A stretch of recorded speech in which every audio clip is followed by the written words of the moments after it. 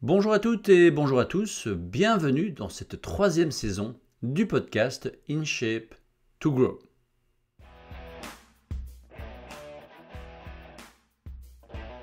Dans cette troisième saison, nous vous partagerons des solutions, des stratégies pour faire face aux défis du quotidien. Que ces défis soient d'ordre physique, émotionnel, mental, relationnel, voire professionnel, vous avez besoin de plus en plus d'adaptabilité, de résilience, de flexibilité métabolique pour pouvoir faire face aux défis de ce monde moderne. La bonne nouvelle, c'est qu'il est inutile de revenir au paléolithique.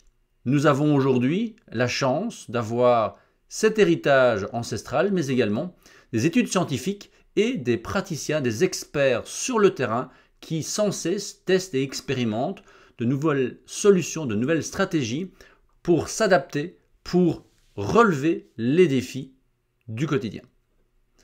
C'est dans cet esprit que j'ai le grand plaisir aujourd'hui d'interviewer Mike De Boever, qui est un entrepreneur belgo-canadien, propriétaire d'une box de CrossFit à Montréal, la plus importante box de l'Est du Canada, et qui nous fait le grand plaisir de partager à la fois son expertise de coach, d'entrepreneur, mais également une expérience personnelle très intense.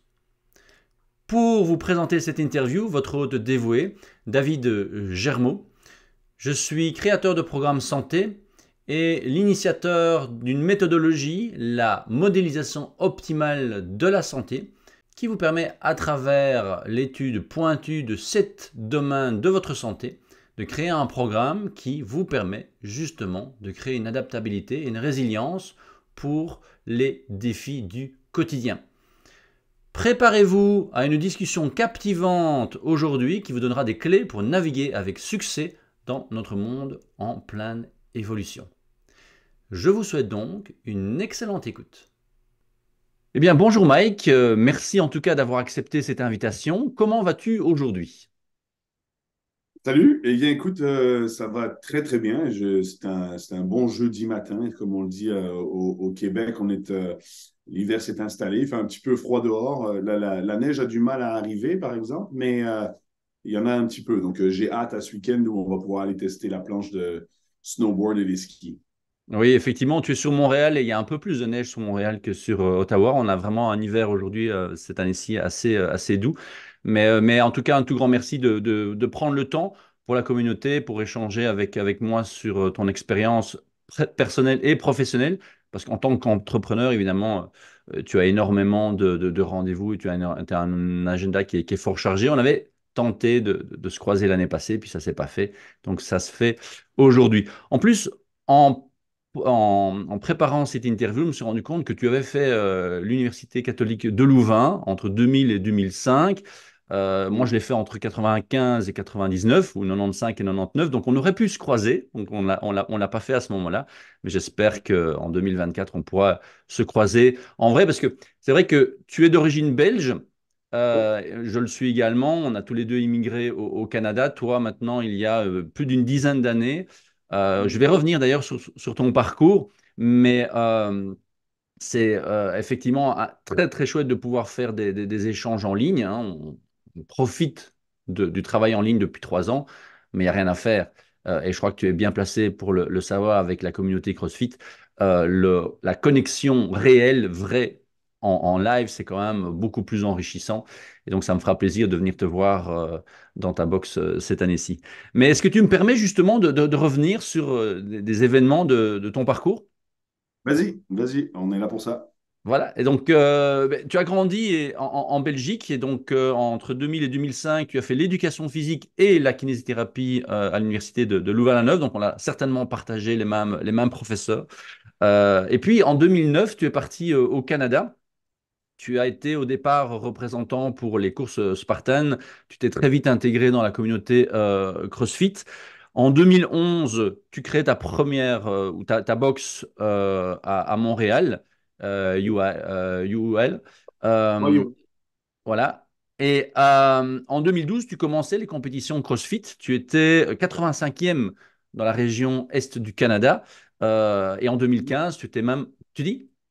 Tu connais ça mieux que moi encore. Bah écoute, aujourd'hui, évidemment, avec Internet, on peut retrouver énormément de choses. Tant que ce ne Oui. sont pas les casseroles, comme on dit, c'est tout bon. Et donc, en 2015, tu es 63e dans la région Est du Canada. Ma première question pour toi, Mike, est-ce que jusque-là, parce qu'on va découvrir ton parcours petit à petit, mais est-ce que jusque-là, tu avais vécu dans ta vie des challenges, des événements qui t'avaient bousculé, ado ou durant tes études, qui t'avaient vraiment fait sortir de ta zone de confort? Euh, oui, énorme. Comme tu le disais, j'étais à Louvain-la-Neuve à l'université et très peu de temps après, on a vécu avec la famille une grosse, entre guillemets, cassure où eux sont partis vivre aux États-Unis et je n'ai pas pu les accompagner à cause d'obtention de carte verte. J'étais déjà majeur, donc c'était pas possible. Donc c'est la première fois que la famille était divisée où je me suis dit, oula, je suis vraiment livré à moi-même dans la vie et c'était quelque chose qui était inévitable, évidemment. Et donc, j'ai dû accélérer un petit peu mon processus d'adaptation à vivre seul et développer ma vie. Donc, c'est pour ça que c'était un premier challenge qui m'a amené à dire oui. Donc, il y a un film américain, un film avec Jim Carrey qui s'appelle Yes Yes, Man. man. Et donc, j'ai appliqué comment dire, cette optique-là. J'ai pris ce vibe-là grâce à mon frère, en fait, et j'ai commencé à dire oui quasiment à toutes les opportunités qui se présentaient, comme par exemple bouger au Québec. En arrivant ici, je faisais déjà du mouvement fonctionnel. Je m'entraînais déjà, je faisais pas mal de compétitions et j'ai commencé à entraîner les gens au fur et à mesure avec du mouvement fonctionnel plutôt que des machines, ce qui m'a amené à être reconnu à un moment donné au travers de plusieurs personnes que j'ai coachées qui étaient assez connues à Montréal par la marque Reebok qui m'a permis d'ouvrir mon gym. Et C'est donc, ça. c'était le premier partenariat entre la compagnie CrossFit et la compagnie Reebok. La première fois qu'il y avait un partenariat aussi officiel que ça, les Reebok CrossFit Games, right? Puis Reebok a voulu ouvrir plusieurs gyms dans le monde, dont par exemple le Reebok CrossFit Louvre, se trouve à Paris, qui est l'un des plus gros d'Europe. Là, donc, nous, on était ceux de Montréal. YUL, c'est le code de l'aéroport de Montréal. Ah oui, Donc, très juste. voilà, exact. Donc, ça, c'était mes premiers challenges, mettons, Et, jusqu'à 2014. c'est ça. Et du coup, avec le recul, quand tu as dû prendre cette responsabilité de continuer tes études et d'être séparé de la famille et d'avoir ce changement, est-ce que c'est ton passé de sportif? Est-ce que tu étais déjà sportif à ce moment-là? Ben, j'imagine, puisque quand on se lance en éducation physique, c'est qu'on a déjà quand même quelques bases. Bon, maintenant, toi et moi savons qu'en première candie, on a tous les profils, effectivement, en éducation physique. Mais est-ce que c'est déjà ce côté sportif et de challenge et athlétique qui t'a permis de vite rebondir, ou est-ce que c'est vraiment une qualité que tu as découvert à ce moment-là? Pour être honnête avec toi, oui, exactement. C'est mon passé sportif. Tu vois, donc moi, j'étais quelqu'un qui a toujours été assez discipliné de par l'éducation que j'ai reçue de mes parents. J'ai fait la natation de haut niveau. Et donc, C'est ça. quand je suis arrivé à la neuve, j'ai voulu mettre mes études un peu plus en avant. Éducateur physique, donc je voulais pas être professeur. J'aime ça, mais c'était pas trop c'était pas mon dada, comme on dit. C'était plutôt, moi, je voulais apprendre à l'université quelque chose relié au corps humain qui allait m'amener à la science du mouvement pour potentiellement entraîner, manager quelque chose comme ça dans ma vie sans avoir vraiment exactement ce que j'allais faire. Mais la discipline que j'avais en étant nageur, Bien sûr. bon, ben, il y a beaucoup de choses qui se sont passées dans ma vie grâce à ça, comme par exemple être diligent par rapport à mes études et à chaque chose que j'entreprenais. Donc, c'est-à-dire, j'étais pas quelqu'un qui sortait beaucoup, Mhm. comme on sait. À Louvain-la-Neuve, là, donc l'éducation physique, on a la MAF, donc c'est comme en anglais fraternity, c'est comme comment dire, la faculté. Ils ont un groupe d'étudiants pour faire des fêtes. La MAF, c'est la maison des athlètes fatigués. Voilà. Sur mes années d'université, je suis peut-être allé 2, 3 fois là-bas. J'ai des très bons amis encore, dont l'un d'entre eux vient d'ouvrir son gym CrossFit justement en Belgique. Euh, et on était quelques-uns à être des athlètes euh, très concentrés sur nos sports. Et donc, je pense que ça nous a amené où on est maintenant. En tout cas, moi, je sais que c'est ce qui m'a permis c'était mon fil rouge, c'était mon sport a été mon tuteur, ça m'a permis de garder cet aspect un peu carré dans C'est ma vie. ça. Mais on oublie souvent hein, qu'au-delà du développement physique, l'éducation physique nous donne effectivement une discipline, une rigueur, des objectifs à atteindre. Et ça, c'est vraiment très important à travers, ben, tu vas en parler certainement plus tard par rapport au CrossFit, mais par rapport à n'importe quelle activité sportive où il y a un objectif, on a ce développement mental qui est important. Du coup, jusque-là, en 2015, tu es 63e, donc, comme je le disais, dans la région du Canada, Est du Canada. Et puis en septembre 2016, lors d'un rendez-vous chez ton médecin, tu as un diagnostic qui tombe, qui est très intense, qui est, là, tu as 34 ans, tu es sportif, on vient de le découvrir, tu as un passé de sportif de haut niveau en natation, là, tu es dans le CrossFit, tu as ta boxe qui a déjà 5 ans, et un diagnostic tombe, on te diagnostique un cancer. À ce moment-là, j'imagine, et tu le dis dans une interview en 2017, ça a été comme si 1 million de lames te transperçaient tout le corps. Euh, Tu reprends la compétition en 2017. Tu es à ce moment-là 30e dans la zone Canada-Est dans ta catégorie d'âge. Qu'est-ce qui s'est passé entre 2016 et 2007 pour toi en tant que dialogue intérieur?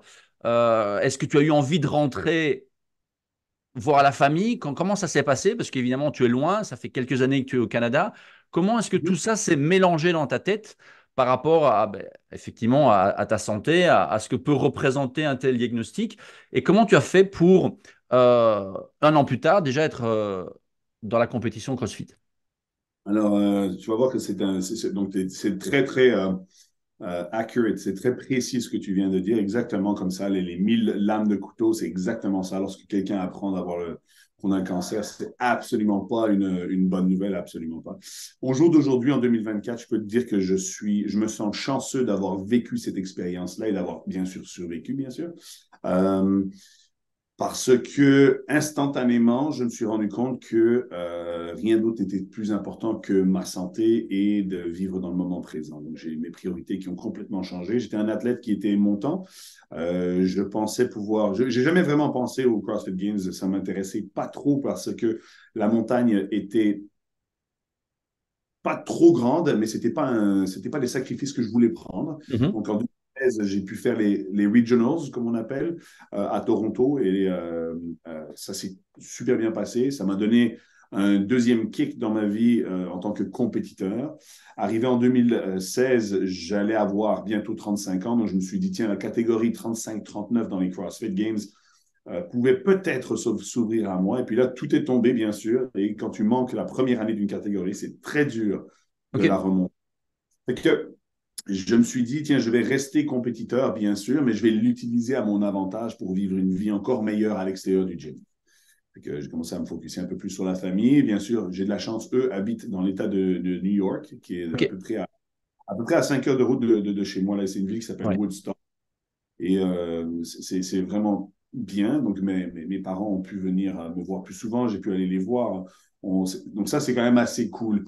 Maintenant, au point de vue compétiteur, j'ai eu aussi une chance. C'est que CrossFit nous a permis d'avoir un annoncement de l'un des CrossFit Open chez nous. Le 17.1 a été annoncé la première fois au Canada, en dehors des États-Unis, chez nous, à CrossFit Wayuwa. Puis ça m'a donné beaucoup d'énergie par rapport au fait que, wow, on nous considère autre que juste un petit gym à Montréal. Et en fait, ça a été très cool parce que l'un des directeurs là-bas des médias, qui s'appelle Rory McKernan, qui est maintenant le directeur général de CrossFit Mayhem, un autre gros gym aux États-Unis.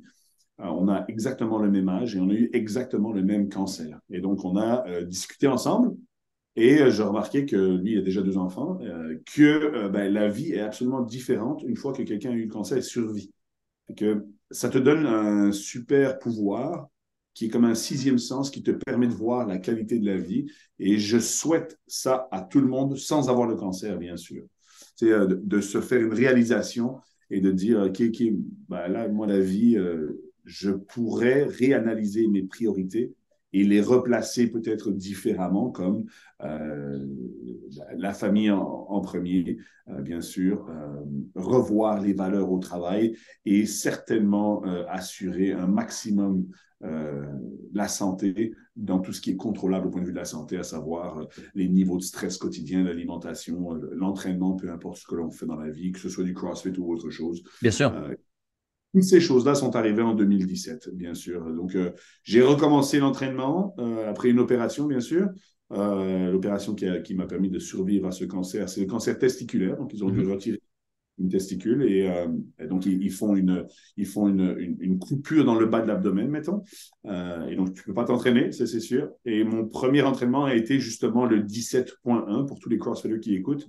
Ben, c'est le premier workout des Open. Tu Et peux être j'ai peut-être juste revenir sur ce concept de 17.1, parce que pour ceux qui ne connaissent pas, peut-être rapidement expliquer. Donc, c'est très simple. Les CrossFit Games, c'est la plus grosse compétition au monde de CrossFit. C'est les championnats du monde, mettons. Et Ouais. puis, il faut qualifier pour y arriver. La première étape, on appelle ça les Open. Les Ok. Open, c'est plusieurs semaines, c'est 3 semaines. Tu reçois un workout par semaine à devoir performer. Tu te filmes selon les critères de caméra des CrossFit Games. Un juge te juge et selon ton score, tu avances avec un certain ranking dans un leaderboard qui est mondial et qui te permet d'avancer au fur et à mesure, potentiellement pour arriver aux CrossFit Games C'est qui ça. se font dans l'été. Donc ça, c'est la première étape. Et donc c'est une étape qui est extrêmement importante pour les CrossFitters qui font de la compétition. Le 17.1, c'est pour définir l'année 2017.1 pour le premier workout. C'est ça. Donc, et nous, on a eu la chance d'avoir la révélation de ce workout euh, à la télévision et online pour tous les CrossFitters dans le monde, 15 000 box de CrossFit à ce moment-là. Ça a été fait chez nous. Donc, si tu vas sur YouTube et tu mets CrossFit 17.1, tu vas voir mon gym. Et donc, Excellent. c'était très cool. Ça s'est fait en parallèle avec Paris, avec le Reebok CrossFit Louvre. Donc, on était en parallèle avec cette box à Paris. C'était très cool, vraiment cool. Donc, ce que tu me dis, c'est qu'entre 2016 et 2017, pour cette période intense de challenge, la famille, les priorités de la santé et revoir les valeurs du travail ont vraiment été trois éléments qui t'ont permis de dépasser ce challenge. Exact, exact. Et ça, j'ai gardé ça encore maintenant, hein. Donc, ça m'a permis non seulement de passer ce challenge-là du cancer et de vivre une vie qui est formidable, mais aussi maintenant, on a eu une pandémie, là, ça m'a aidé durant cette pandémie aussi, là, bien Exactement. sûr. Et c'est là que je voulais Oui. rebondir, parce qu'effectivement, en écoutant l'interview que tu as donnée à Yves Pat en mars 2020, on vous entendait justement parler de cette problématique et de l'ouverture ou la fermeture des box. Tu disais justement que tu étais à Montréal, voire au Canada, une des premières box à fermer pour des raisons évidentes. Et puis, effectivement, c'était suivi par le gouvernement. Non pas que tu aies une influence sur le gouvernement, peut-être pas, mais Absolument pas. mais en tout cas, vous avez pris les devants. Et à ce Oui. moment-là, tu parlais des home workouts, tu parlais de collaboration avec d'autres salles, tu parlais du soutien de la communauté. Mhm. Mais au Québec, ça a été très long. Ça a été 14, 15, 16 mois de fermeture. Comment est-ce que toi, justement, tu as réussi à passer cette étape? Et tu viens d'en parler, effectivement. Est-ce que ton expérience personnelle t'a permis d'avoir du recul et de prendre ça avec plus de sérénité, sachant que ça reste quelque chose, parce que bon, c'est pas que en mars 2020, on nous a dit, voilà, pour 14 mois, on sera fermé. Non, non, ça a été de mois en mois, de nouvelles, des nouvelles. Donc, comment est-ce que toi, tu l'as géré personnellement? D'abord, là, cette fermeture, ça s'est arrivé. Donc, le Québec est une province un peu particulière, comme tu sais. Elle se sépare un petit peu du Canada de par le fait qu'il y a beaucoup de francophones. Et donc, politiquement, c'est ce qui se passe. On arrive toujours un petit peu après, right? J'ai vu que l'Europe commençait à fermer. Et donc, je regardais beaucoup ce qui se passait en Europe. Le monde du CrossFit en Europe se passe surtout dans l'Europe francophone, avec la France qui est un leader et la Belgique qui est accrochée à ça, bien sûr. Et donc, je voyais que la France commençait à fermer. Je voyais que à Ottawa, ça fermait aussi avec des gyms qui sont très respectables comme CrossFit NCR. Et je voyais que des autres box gyms aux alentours de Boston et New York commençaient à fermer, des coachs qui sont très réfléchis, très éduqués Et c'était un peu un moment difficile de décision parce qu'il a fallu peut-être penser à la stratégie de ce qu'on allait faire pour protéger la santé des gens. Et donc, Mhm. sans savoir ce qu'était le COVID, à quel point C'est ça. c'était virulent, mettons. Et donc, on a fermé à peu près 8 heures avant que le gouvernement puisse parler.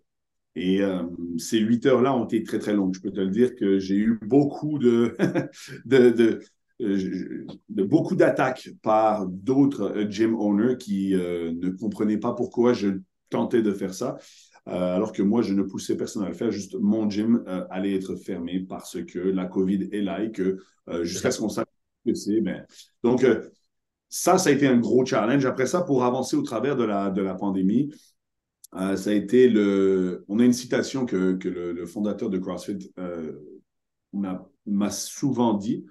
C'est le care, care, care et le reste, the rest will follow. En français, c'est soucie-toi de l'autre, en fait. Et puis Mm. le reste va suivre.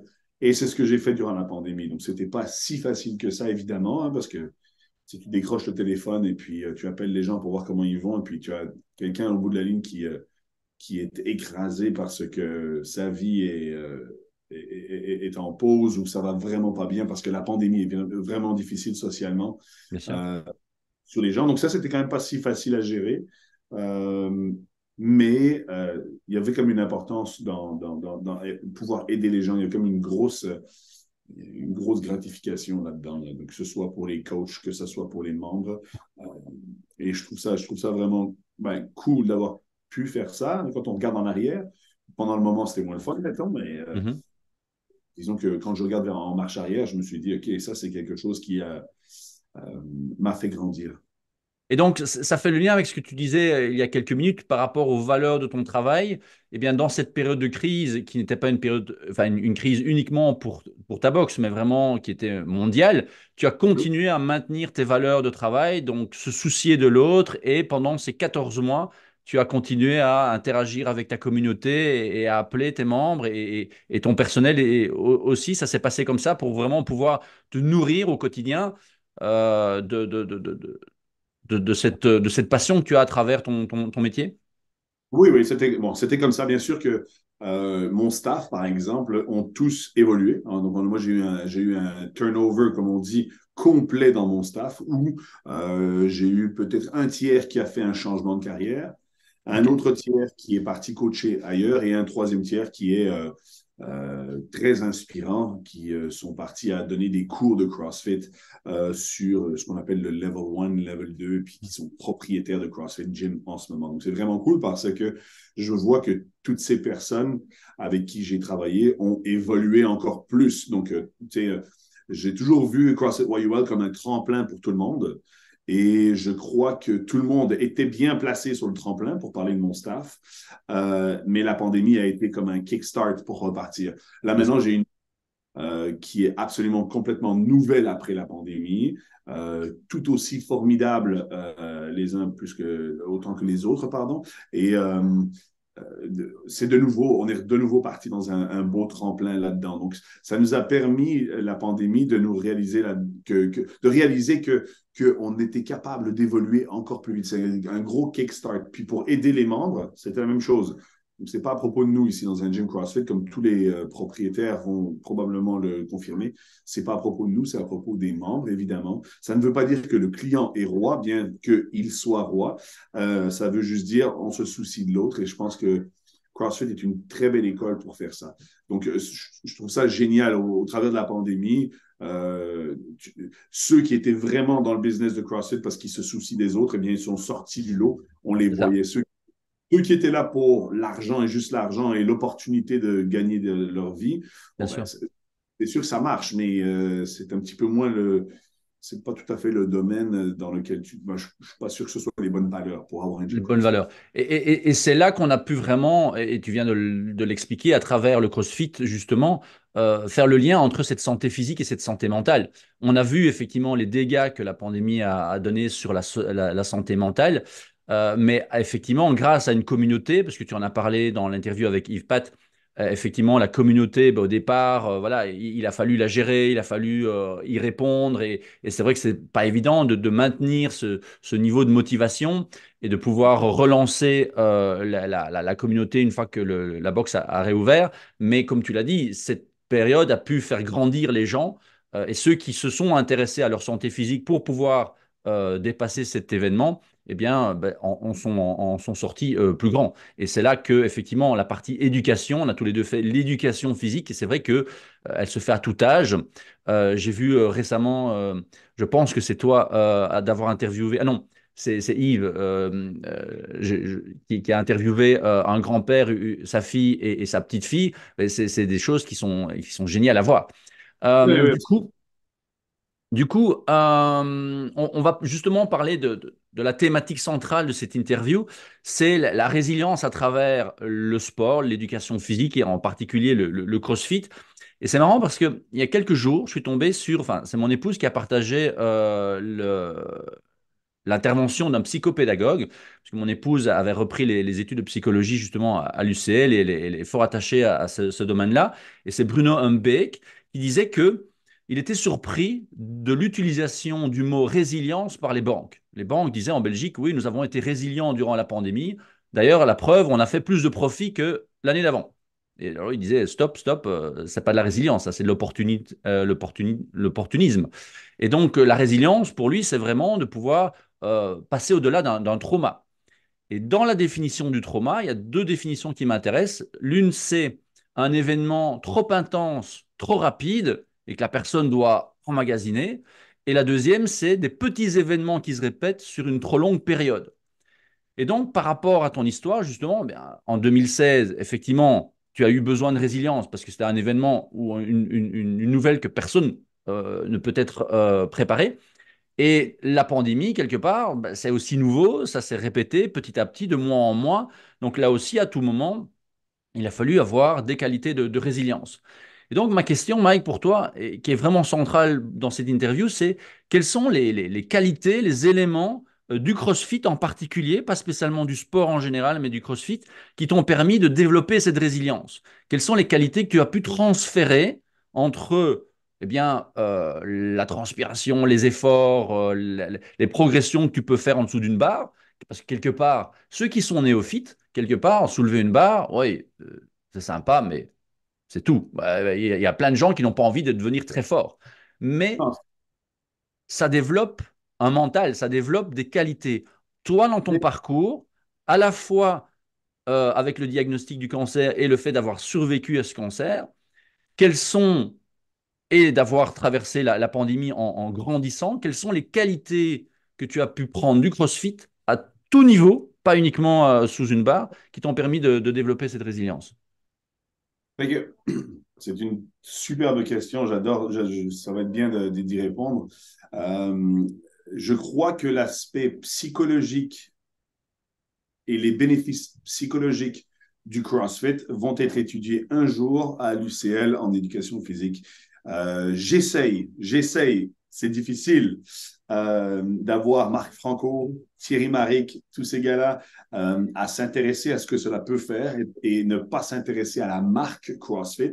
Oui. C'est sûr qu'il y a une marque CrossFit qui fait en sorte que le business se développe, mais l'effet de pouvoir mesurer, observer et répéter de l'exercice qui va travailler donc avec des mouvements fonctionnels sur toutes tes capacités physiques, l'effet que ça peut faire sur la 11e capacité qui est la capacité mentale est assez incroyable parce que dans la natation, tu vas avoir de la motivation, tu vas avoir de la discipline et de la régularité, ce qui va t'apporter à des résultats. Maintenant, tout le monde n'aime pas la natation et tout le monde n'a pas envie d'aller à 8 heures le matin, un dimanche, dans une piscine où le premier saut dans l'eau est froid et il faut faire des milliers de mètres pour avoir ne fût-ce qu'un petit peu de résultats. Alors que le CrossFit est plus approchable et les résultats vont être un peu plus transférables à la vie de tous les jours.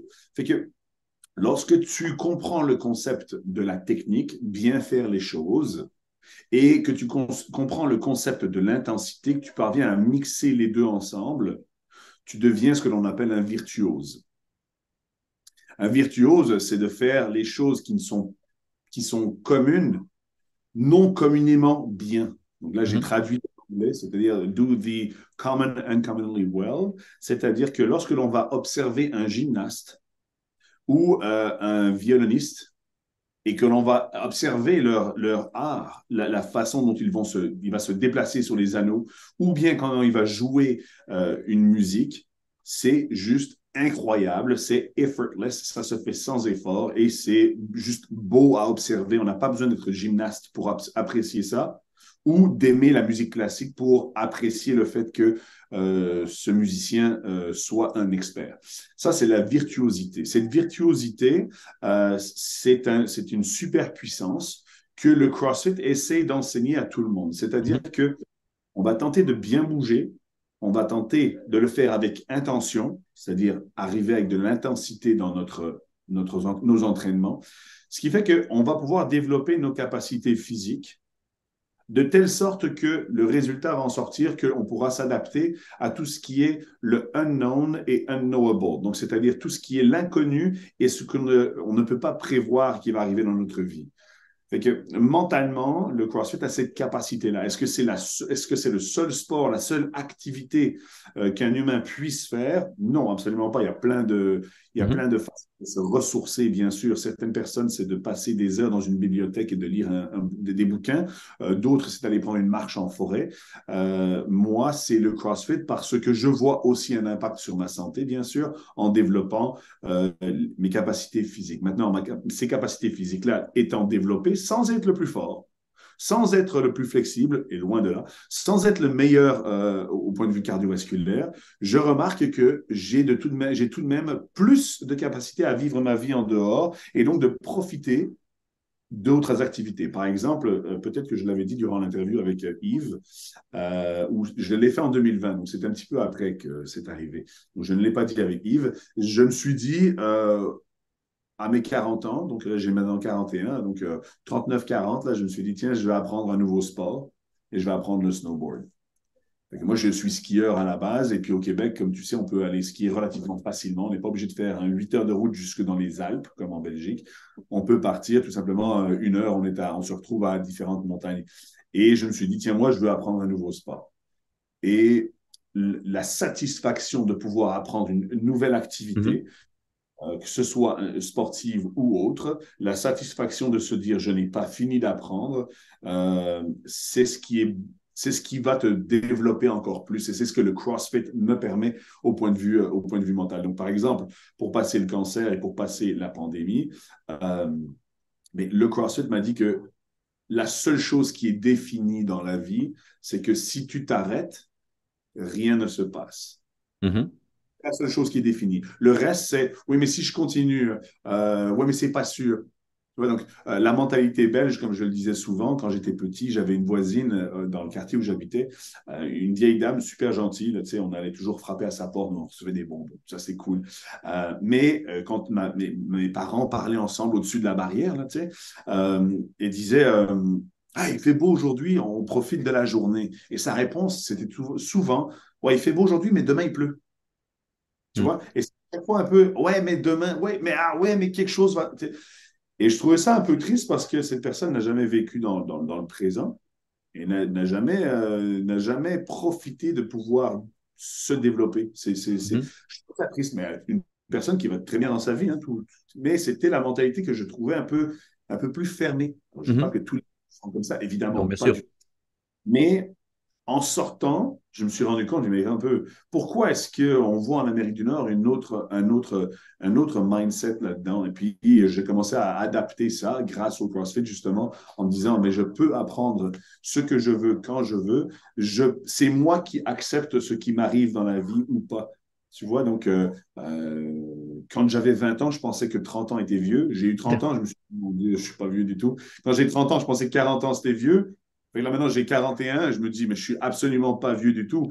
J'ai un corps plus âgé que quelqu'un qui a 20 ans, certain, mais mentalement, moi, je suis tout à fait là et puis je sais comment m'adapter. Fait que cette façon de penser, c'est sûr que je vais l'avoir à 50 ans. Donc, Ouais. qu'est-ce que je fais aujourd'hui qui fait que ma vie, j'en profite un maximum pour que lorsque 50 ans va arriver, je sois en train de me dire, mais c'est génial, ça fait juste que continuer, tu vois. Et donc, ça, c'est une mentalité qui s'est développée au travers du CrossFit. C'est difficile de l'expliquer, bien sûr.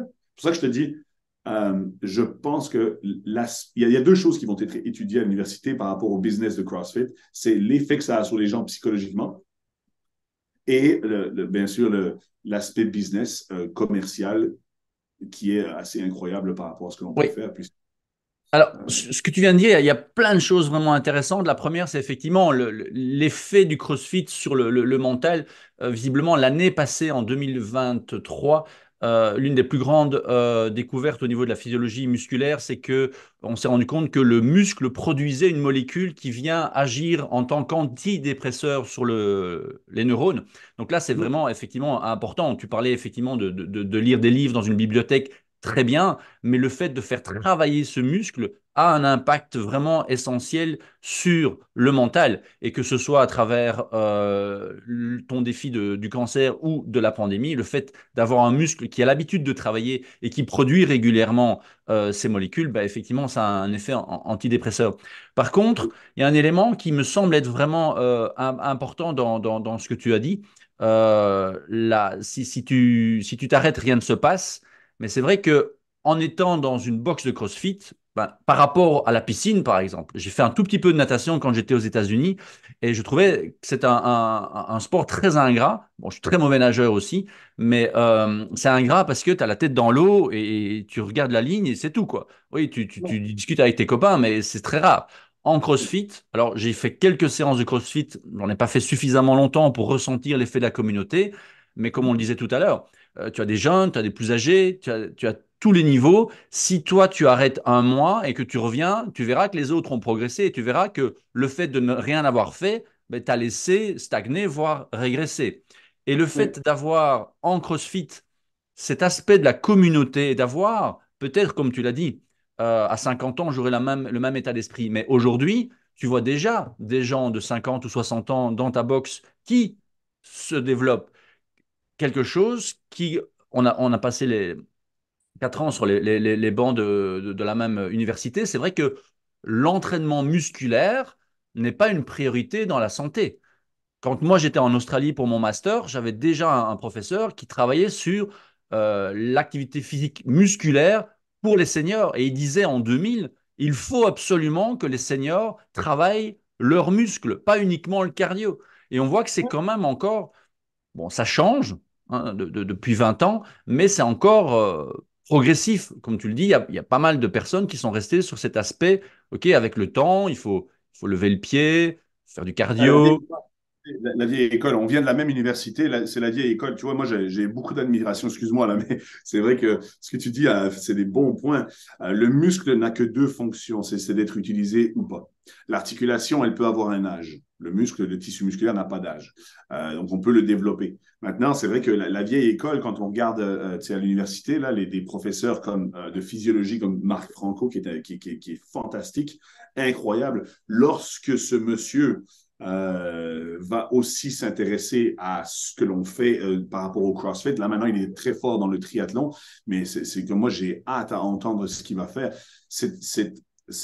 Tu sais, on essaie on voit des gens de 75 ans, 75 ans qui font encore des choses incroyables comme aller monter le mont Everest ou là peut-être que j'exagère, mais tu sais, qui font des activités incroyables comme monter des montagnes dans les Alpes ou faire des rides de vélo incroyables à ces âges-là. Et on dit, ouais, mais ça, c'est exceptionnel. Non, non, non. Eux, c'est la norme. Fait que moi, mon travail ici, c'est de pouvoir pousser ça le plus haut possible. J'ai un de mes meilleurs amis, justement, qui a 51 ans qui s'appelle Stéphane. Il est président de sa compagnie, un gars qui ne peut pas être plus busy que ça. Là. C'est vraiment très, très intense ce qu'il fait comme travail. C'est un monsieur qui, on pourrait croire, mais comment tu fais pour avoir le temps dans ta vie de venir t'entraîner? Le gars s'organise pour pouvoir venir s'entraîner 5 à 6 fois par semaine pour ça. Pourquoi? Ben parce que c'est bon pour lui, c'est bon pour sa tête et il adore faire ça. Donc, tu vois, lui, à 51 ans, tu le verrais, tu te dis, mais c'est incroyable la capacité que cet humain a tout en étant une personne extrêmement intelligente et avec beaucoup de choses à faire dans sa journée et qui parvient à mettre les priorités là où il faut, tu sais. Ben oui, et tu l'as partagé récemment. Tu l'as partagé récemment sur les réseaux et ça m'a frappé parce que c'est vrai qu'on doit le répéter, c'est d'organiser sa journée autour de l'activité physique. Pas mettre Oui, l'activité physique, bon, si j'ai le temps, je ferai. Non, on ne le fait jamais si on a le temps. Parce qu'aujourd'hui, on est dans un monde effectivement qui demande énormément d'adaptabilité. Mais l'activité physique aujourd'hui, et je le dis souvent en conférence, c'est que on ne peut pas bénéficier de tous les effets bénéfiques de la technologie sans payer le prix. Et si on ne veut pas payer le prix, il faut s'organiser à l'avance. Comme tu l'as dit, le muscle, soit il bosse, soit il ne bosse pas. Et s'il ne bosse pas, notre corps va économiser de l'énergie et va faire de et, l'hypertrophie. Et donc, j'aime beaucoup travailler avec de l'éducation dans mes cours. mhm, Euh, C'est-à-dire que ce n'est pas juste un échauffement puis on fait un workout. J'aime beaucoup parler et parfois même ma manager me rappelle un peu à l'ordre parce qu'il faut quand même que je coach aussi. Là, tu sais. Mais hier, c'était très cool. Je regardais les gens qui étaient devant moi et j'ai tous les profils. Tu sais, j'avais un plus âgé, moins âgé, plus jeune, homme, femme, tout ça, débutant, moins débutant. Et sur nos murs, on a des stickers qui disent, qui citent, pardon, toutes les capacités physiques, les discapacités physiques. Et tu sais, je leur expliquais, je disais, lorsqu'un un humain est né, on a tous le potentiel de développer les discapacités physiques. Que l'on parle de capacités qui vont se développer de manière organique, c'est-à-dire l'entraînement, le temps passé à l'entraînement pour une fibre musculaire plus endurante ou bien plus forte ou bien plus flexible, des choses pareilles, ou la pratique que l'on va pouvoir faire pour développer le système nerveux, par exemple, comme la coordination, l'agilité, toutes ces choses-là. Et on a le potentiel, nous, de développer ça au cours d'une vie. Certains vont le développer plus vite que d'autres grâce au talent et grâce à la génétique, évidemment. Ça, on ne peut mhm, pas changer ça. D'accord? Bien sûr, le travail, le hard work, comme on dit, le travail où on met de la consistance dedans, ben, rapporte des résultats aussi. À partir du moment où l'humain est bien développé, autour de 25-30 ans, là, lorsqu'on on a terminé notre développement, plus ou moins, euh, c'est à ce moment-là qu'on commence à avoir plus ou moins des pertes dans ses capacités physiques. C'est-à-dire que si on ne les maintient pas, on les perd. Alors, je posais la question à mes adhérents hier. Je disais, tiens, regardez les discapacités physiques. Dites-moi laquelle vous voulez perdre en premier. Parce que c'est certain que si on ne les travaille pas toutes les 10, ben, on va commencer à en perdre. Je ne vous demande pas d'être excellent dans chacune d'entre elles. mhm. Je veux pas vous demande pas d'être le champion du monde de CrossFit là-dedans. Je vous demande juste, pour vous et ce que vous faites dans votre vie, vous avez besoin des discapacités physiques à un certain niveau, bien sûr. Le degré auquel on en a tous besoin varie. Une dame qui a 65 ans comparée à moi ou comparée à un jeune homme de 15 ans, c'est pas le même degré d'importance dans nos vies, bien sûr, mais laquelle est-ce que vous voudriez perdre? Et là, le monde a regardé et dit, mais non, je peux rien perdre. Je peux rien perdre. Et pourtant, beaucoup de gens ne se rendent pas compte que, par exemple, la capacité physique de la force, plus tu perds de la force, bien, pour un jeune de 25 ans qui joue au hockey ou bien au rugby, par exemple, bon, ben ça, je ne suis pas fort, je ne peux pas jouer à mon sport, d'accord. Mais une personne qui a 65 ans qui perd de la force, c'est de la densité osseuse qui diminue. Fait que, à quel point tu veux lâcher ta santé, ça, c'est une question qu'il faut te poser. Tu sais, on nous dit dès qu'on sort d'université ou à l'université, quand tu vas travailler, tu vas avoir un salaire. Le salaire, il va falloir tu sais, planifier pour t'acheter une maison, payer l'école des enfants et investir et tout ça. Donc, tu le fais déjà à un jeune âge. Tu essayes. Tu sais. On ne te donne pas vraiment des cours là-dedans, mais tu remarques avec tes parents, tes amis, tu vas voir la banque et tu investis. Et tu fais ce qu'il faut financièrement pour ta santé financière. OK. Mais ta santé physique, mentale et sociale, tu fais quoi? Le Mhm, social, d'accord, on peut l'assurer. Physique, bah, c'est très difficile. Mental, ben, regarde, ça va un petit peu les deux ensemble. mhm. Mais c'est quoi vous faites aujourd'hui pour demain?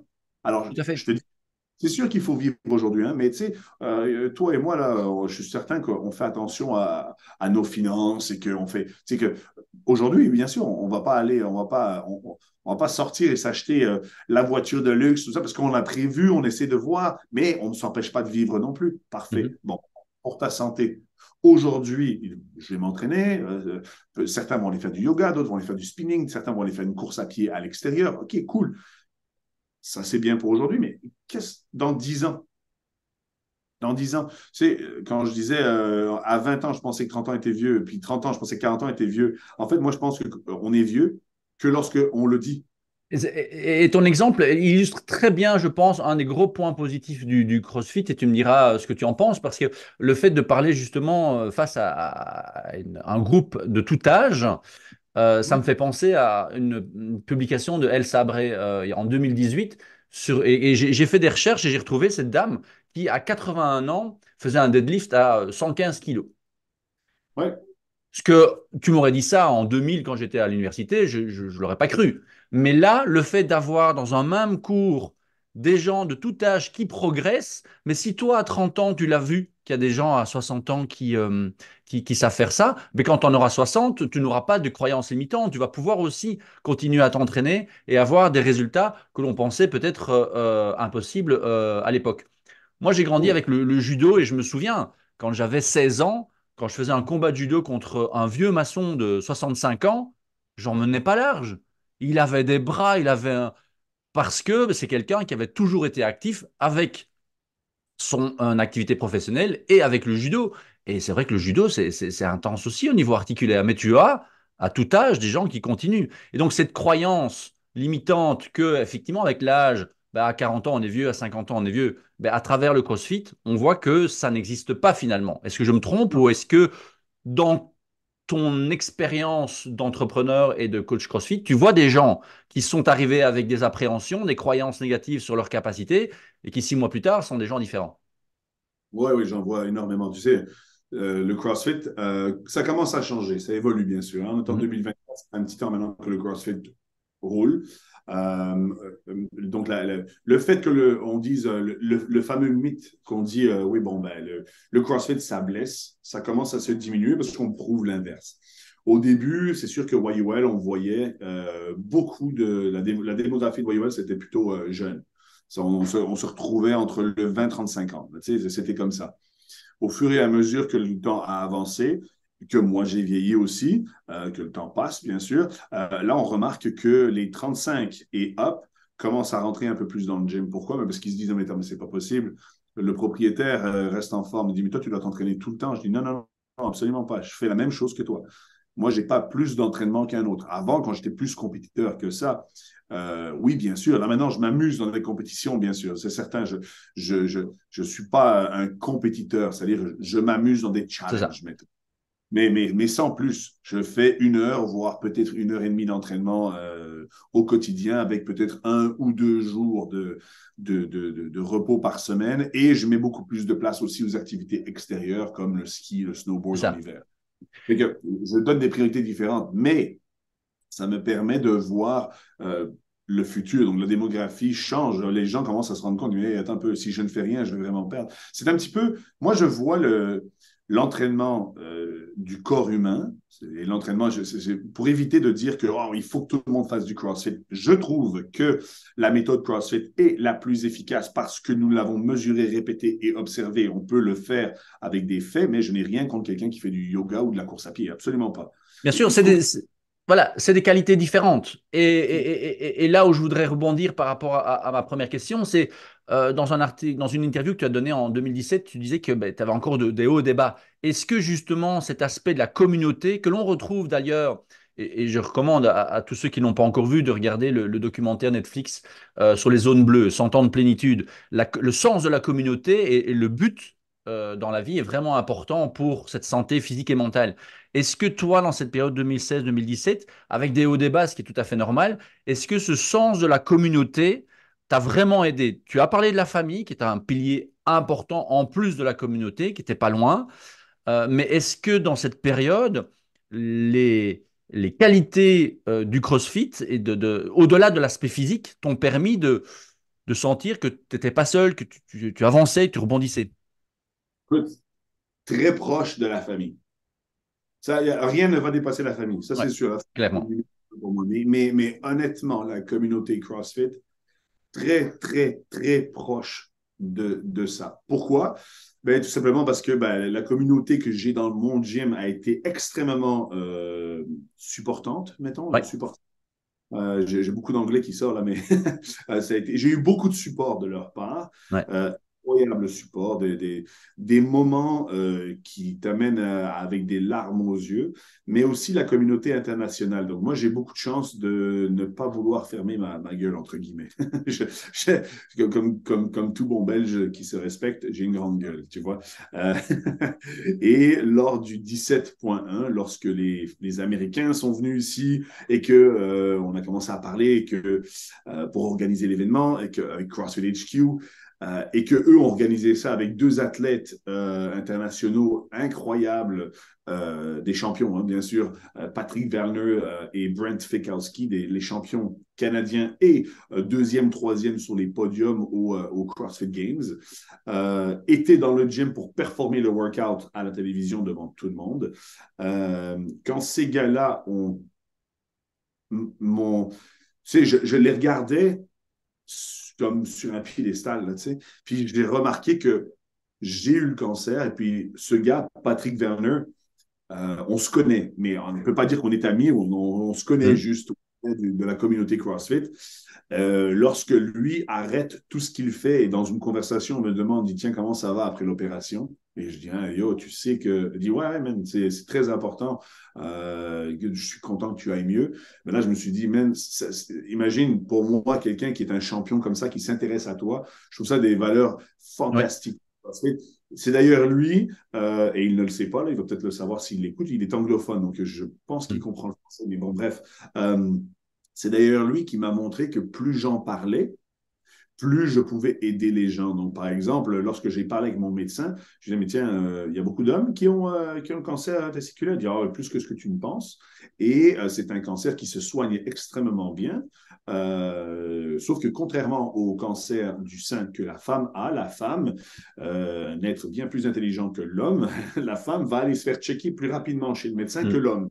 C'est moins évident d'abaisser ton Ouais. pantalon devant un médecin que d'aller montrer peut-être ta poitrine, ou c'est peut-être moins important pour un homme qui est un peu plus stupide de ce côté-là, mettons, qu'une Mhm. femme qui va se faire checker. Donc, par exemple, c'est débile, hein, mais les hommes ont plus peur que les femmes d'aller se faire checker pour ça. C'est ça. Et sauf si on en parle, sauf si on en parle. Et grâce à Patrick Werner qui me posait la question, eh bien, je me suis dit, mais là, moi, il faut que j'en parle. Alors, j'ai commencé à en parler extrêmement ouvertement et C'est même ça. dans aujourd'hui, j'ai encore des amis qui me disent, ouais, mais toi, tu cours plus vite parce que t'en as qu'une, tu sais. Ouais.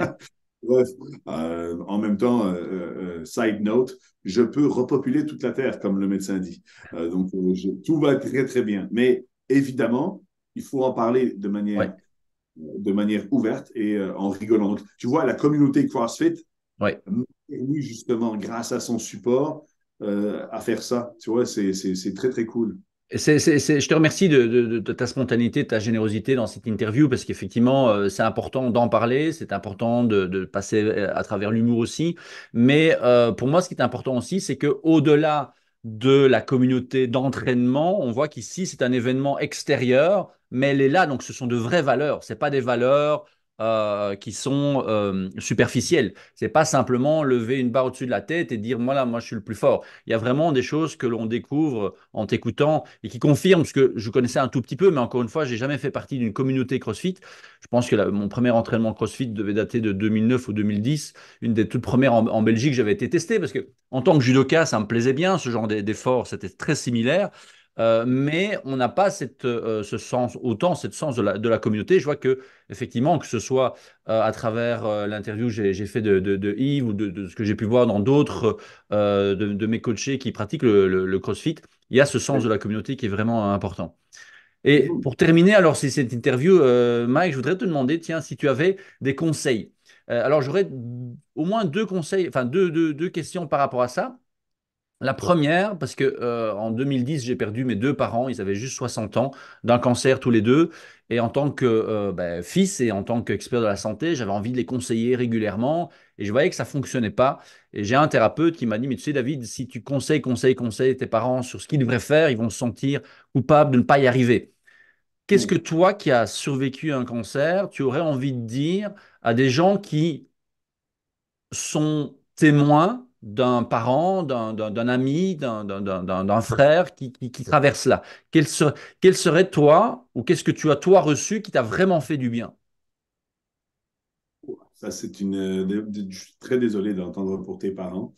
Je peux même pas imaginer. C'est une super bonne question qui est.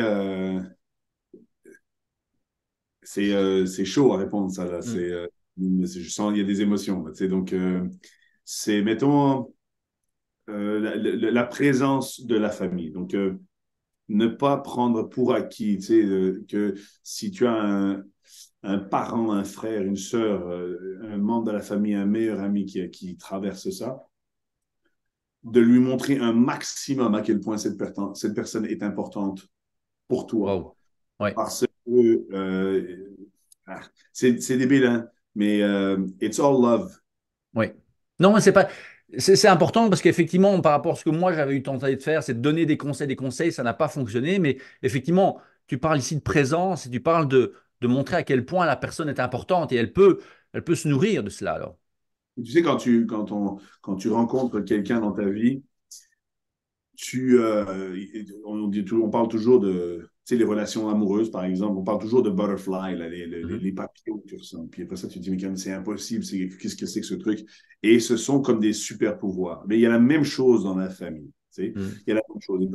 Sauf qu'on va peut-être pas s'en rendre compte tout de suite parce qu'il y a des mhm. petits familiaux, il y a des petits, il y a des distances parfois qui peuvent se faire. Eh bien, écoute, quand tu te disais, et si, pour une période, je laissais tomber tout ça?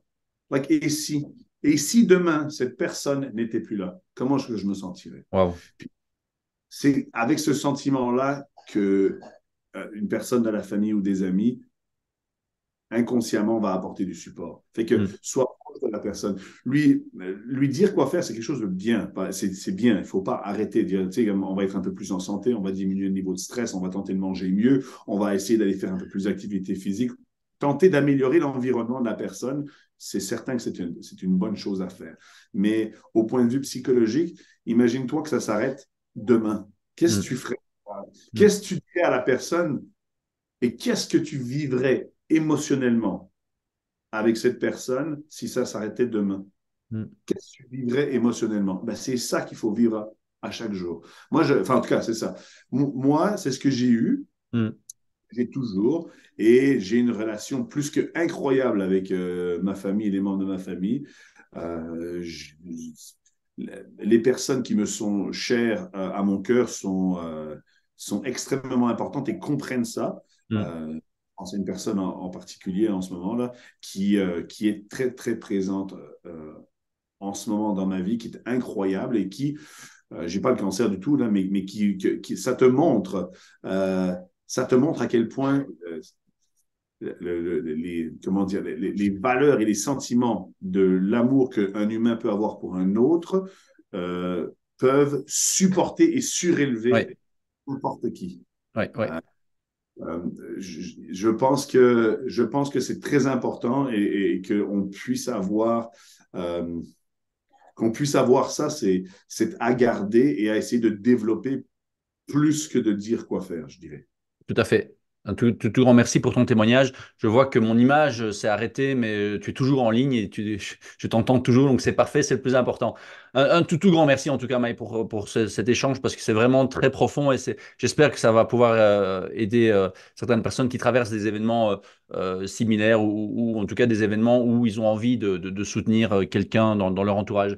Du coup, ma deuxième question, c'est qu'est-ce que tu pourrais recommander à quelqu'un qui vit un événement intense, donc comme on donnait la définition tout à l'heure, un trauma, c'est-à-dire un événement qui est trop intense, trop rapide pour pouvoir vraiment réagir. Quel serait selon toi, avec ton expérience, ton vécu, le premier conseil que tu pourrais donner? J'en ai deux. Le premier, de tenter de ralentir pour pouvoir être grateful, c'est-à-dire remerciant, c'est-à-dire réaliser les choses qui sont bonnes et qui arrivent dans la vie. Mhm, Ce serait la première chose. La puissance d'être grateful pour ce qui nous arrive et de jouer le jeu. Donc, ça s'entraîne, cette capacité-là de pouvoir être grateful. C'est pas juste demain matin, je me lève et merci à la vie. Là. C'est pas vraiment ça. C'est du travail au quotidien qui va faire que, oh ben moi, je suis vraiment. Pour quelle chose est-ce que tu es vraiment remerciant? Pour quelle chose es-tu vraiment grateful aujourd'hui? Qu'est-ce qui te permet d'avoir du. Je te vois de nouveau. Ouais. Euh, Quelles sont les choses qui vont te permettre de réaliser que ce qui t'arrive dans la vie, ça n'est pas si mal après tout. Première chose, grateful. La deuxième chose, c'est de pratiquer la force de la positivité. Là, je vais avoir l'air d'être un Jean-Claude Van Damme, tu sais, mais c'est pas du tout ça en fait. C'est la puissance de la positivité, c'est-à-dire que pour moi, euh, la façon dont une personne va percevoir sa journée, par exemple, c'est une réaction physiologique. À partir du Mhm. moment où tu comprends Mhm. que une émotion, c'est juste une énergie et que cette énergie, elle est perçue de manière négative ou positive. Négative, je vais avoir une mauvaise journée. Positive, je décide d'avoir une journée, une bonne journée. Ça s'entraîne.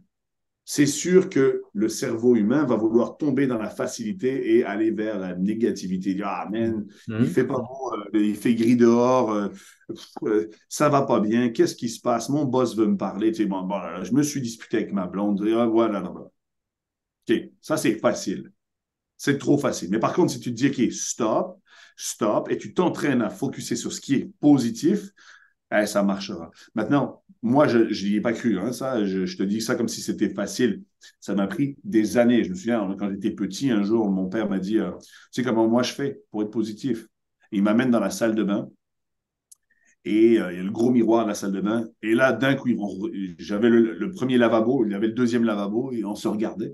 Puis là, d'un coup, il crie, je suis fantastique. Et puis moi, je regarde, il est dingue, hein, c'est pas possible. T'as bu, papa? Je dis que ça va pas. Il dit non, je suis fantastique avec un sourire. Je dis, yeah, what the hell? Et là, il me dit, essaye. Et j'y arrivais pas. Je n'y arrivais pas. Je dis, il est dingue, c'est pas possible. Quelques années plus tard, je vais à l'université et dans le module de psychomotricité, peut-être que Oui. ce module-là, on a eu je ne sais pas si tu as eu ce cours-là, mais on a eu un monsieur qui est arrivé et lui, il voulait nous montrer la puissance du rire. Et on Ah. arrive au bloc, qui est le centre sportif, et on rentre dans un des studios du bloquerie, l'une des salles de gym.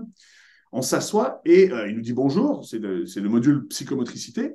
Et j'ai oublié la titulaire du cours, là, son nom, j'ai oublié, mais et le monsieur Viager. de Yager. Oh my God, oui, c'est ça. C'est elle, oui. Et donc, le monsieur qui était là, il part à rire, mais un fou rire. Et on se dit, mais il est dingue ou quoi? Qu'est-ce que c'est que ce truc? Imagine, hein, on a 21 ans à Louvain-la-Neuve, on dit, mais il est fou. Surtout en éducation physique, tu arrives là-bas avec un mindset, c'est les vacances quasiment. On a l'impression d'être au Club Med. Le gars, il rigole comme un dingue. Et toute la classe, on devait être 16-17, on est parti à rire. Et tu sais, on sortait du cours de danse avec Willem, là, ou Oui. la folle, comme on dit. Ouais, tu l'as eu aussi, c'est incroyable ça. Tout le monde l'a eu. Tu peux pas avoir dit que tu as fait l'éducation physique si tu n'as pas Non. eu cette. Anyway, beaucoup appris d'elle, par exemple. Mais il part à rire. Et tout le monde a commencé à rire. Donc, c'était quelque chose qui était. Ça a été. Il nous l'a transmis. Plusieurs années plus tard, 2017, le cancer arrive et là je me dis oh, c'est moi qui décide si je suis heureux ou pas. Hmm. C'est moi qui décide. Heureux, c'est pas quelque chose que je vais attendre. Non. Si tu dois attendre à être heureux, c'est un problème. Donc, le premier conseil, comme je te disais, être grateful pour ce que tu as.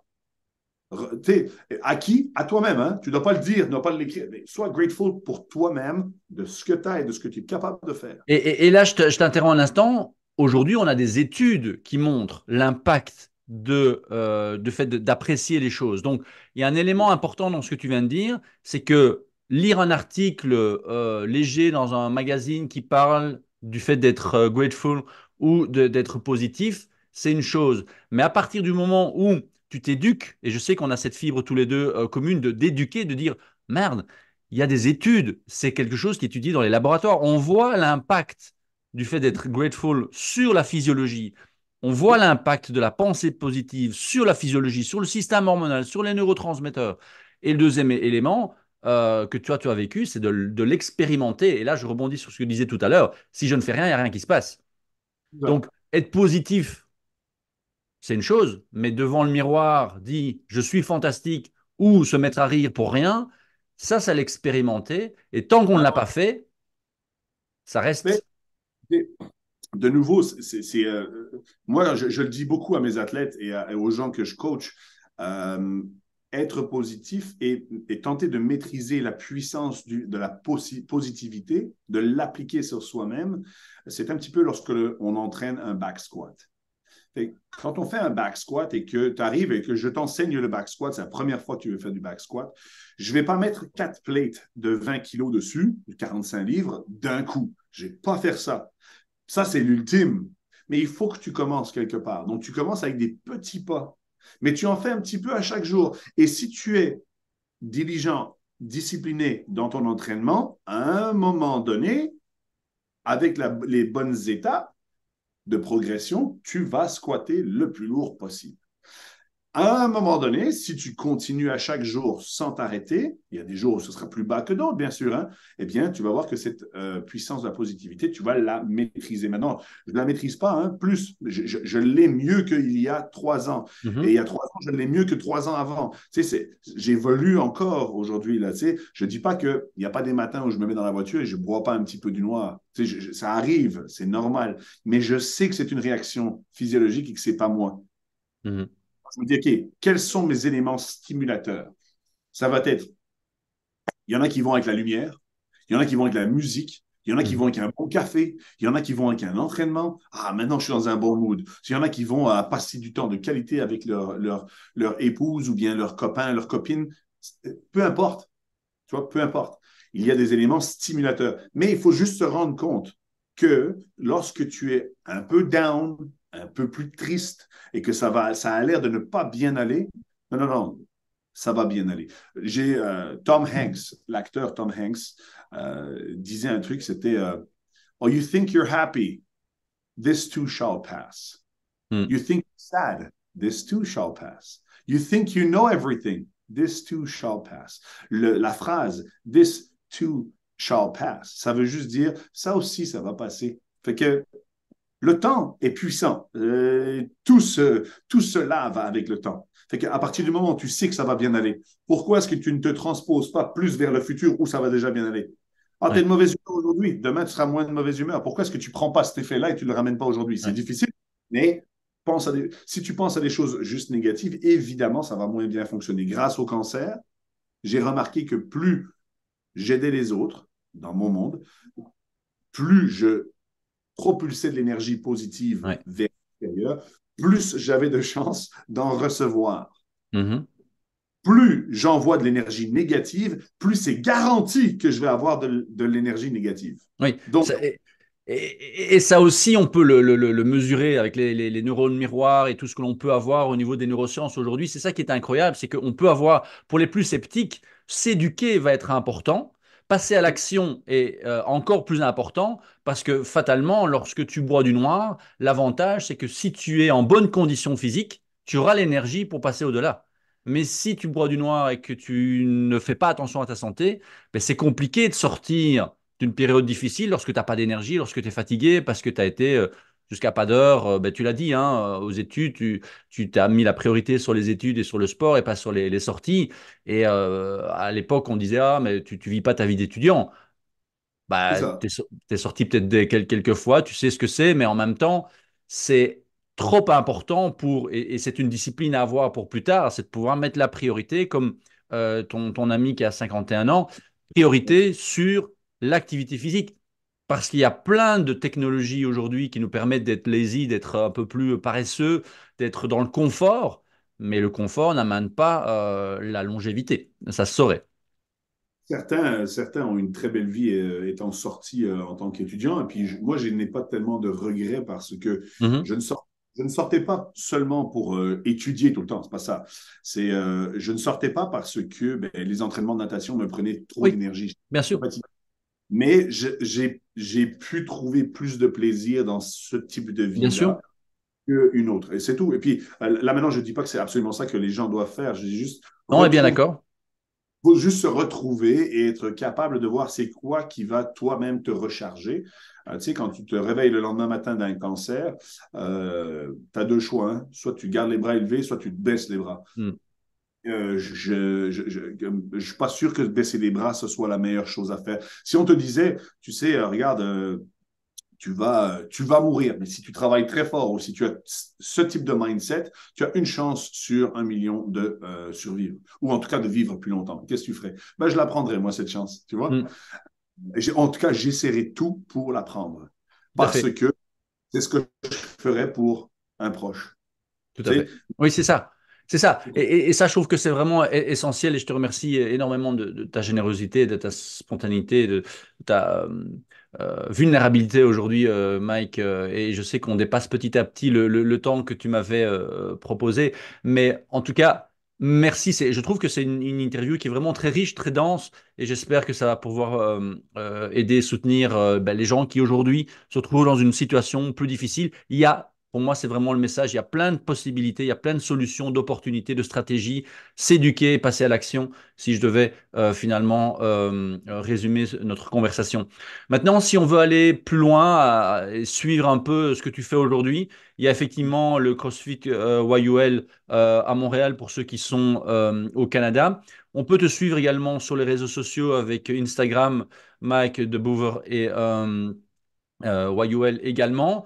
Tu es également ambassadeur pour Plant of Life, pour du CBD de qualité. C'est quelque chose que je recommande aussi, qui peut vraiment être un soutien. Donc n'hésitez pas à aller voir sur le profil de Mike pour ses références, Plant of Life et aussi Dirty, un booster de récupération physique et sommeil. Le sommeil, on pourrait en parler des heures, mais c'est essentiel, et pas uniquement pour les étudiants et leur mémorisation, mais pour la récupération des athlètes, pour la récupération d'une journée difficile, c'est vraiment ouais, ouais. essentiel. Donc là aussi, tu es ambassadeur pour eux et les gens peuvent trouver des informations à travers ton profil.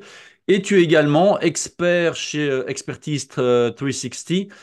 Tu as un cours qui s'appelle Coaching Entrepreneuriat en CrossFit, si je ne m'abuse. Oui, oui, oui, bien sûr. Ben, j'ai plusieurs vidéos avec eux. Là, on a travaillé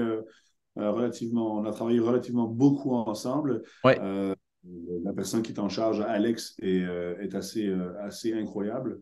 Elle nous permet d'avoir une plateforme assez cool qui nous tout permet à fait. de nous exprimer sur nos connaissances et de pouvoir les partager, principalement aussi avec la communauté francophone. Il y a quelques vidéos en anglais aussi, bien Oui. sûr, mais c'est allé jusqu'en Europe, bien sûr. C'est très cool d'avoir eu.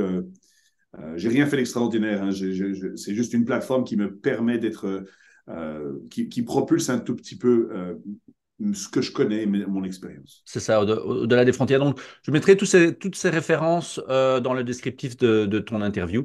Et en tout cas, un tout grand merci. Merci à toutes et à tous de nous avoir suivis pour cette interview. J'espère qu'il vous a permis de comprendre et cela va vous inciter à passer à l'action. Donc, si vous voulez ben, continuer la conversation avec Mike, n'hésitez pas à aller liker ses différents profils. Et si vous êtes évidemment dans la région de Montréal, de passer la porte de YOL. Et moi, ce que je ferai probablement et très certainement en 2024 pour pouvoir justement échanger en vrai, parce que rien ne vaut les contacts humains. Merci Mike. Plaisir. Merci à toi. Merci à toi. C'était une très belle interview. Très fier d'avoir pu parler avec un ami belge, hein, Voilà. oui, et hâte de te serrer la main surtout. Eh bien, ce sera partagé. À très bientôt, à toutes et à tous. Prenez soin de vous et rendez-vous pour une prochaine interview. Ciao, ciao.